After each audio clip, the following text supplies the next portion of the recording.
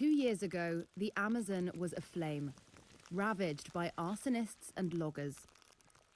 Brazilian President Jair Bolsonaro went to war. Autorizarei operação de garantia da lei. I authorise an operation of an environmental effort of law and order, with personnel and equipment of the armed forces. The effort in August 2019 launched an unprecedented and costly military deployment, mobilizing roughly 3,800 soldiers, 110 vehicles and 12 aircraft. Land and air patrols will be intensified, awareness campaigns in the schools, and there will be troop reinforcement. Bolsonaro called it Operation Green Brazil.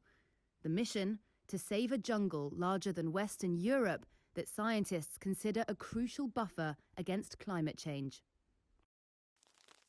But after 19 fruitless months, the military has failed to safeguard the Amazon. Government data shows deforestation last year surged to a 12-year high. Areas equal to 7 times the size of London were destroyed. Here's a look at what went wrong. According to environmental agents who accompanied military chieftains during the deployment, the failure was all but inevitable.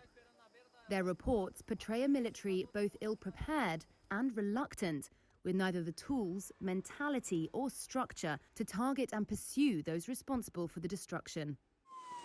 Its primary objective, national defence, shares few similarities with the law enforcement expertise and forestry know-how required deep in the jungle.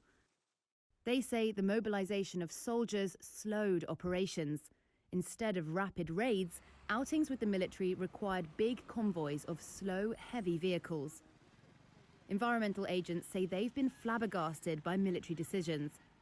Last year, for example, troops set up field operations in the Mato Grosso state. But the most intense clearing at the time was 275 kilometers northwest, agents told Reuters.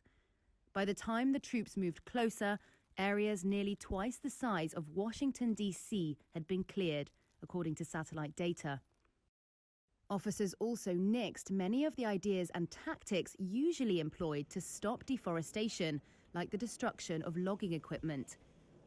Officers were also accused of ignoring intelligence from IBAMA, the civilian environmental protection agency the deployment had bigfooted, despite its history of success stemming deforestation.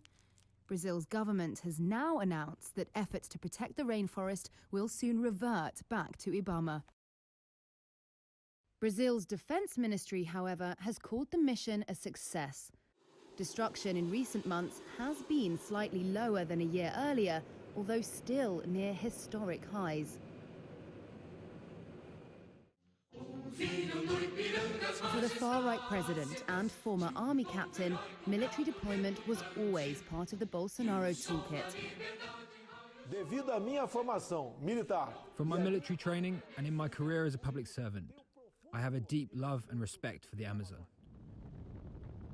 What's more, many of Brazil's military, as well as Bolsonaro himself, have called for developing the Amazon, touting the rainforest's potential as a driver of economic growth. Upon his inauguration in January 2019, Bolsonaro stacked his cabinet with military men and dusted off old dictatorship-era projects to cultivate its natural resources. Bolsonaro's desire to pursue projects emboldened many. By May, loggers and arsonists were taking to the forest, and by July, deforestation had soared to levels not seen in well over a decade, prompting international outrage and criticism from foreign leaders. I have a lot of respect and friendship for the Brazilian people. I hope very much that they soon have a president who behaves like one. The president was defiant. On the same day that he launched Operation Green Brazil, he tweeted, "The fire that burns most is our sovereignty," warning foreigners to butt out of Brazil's business.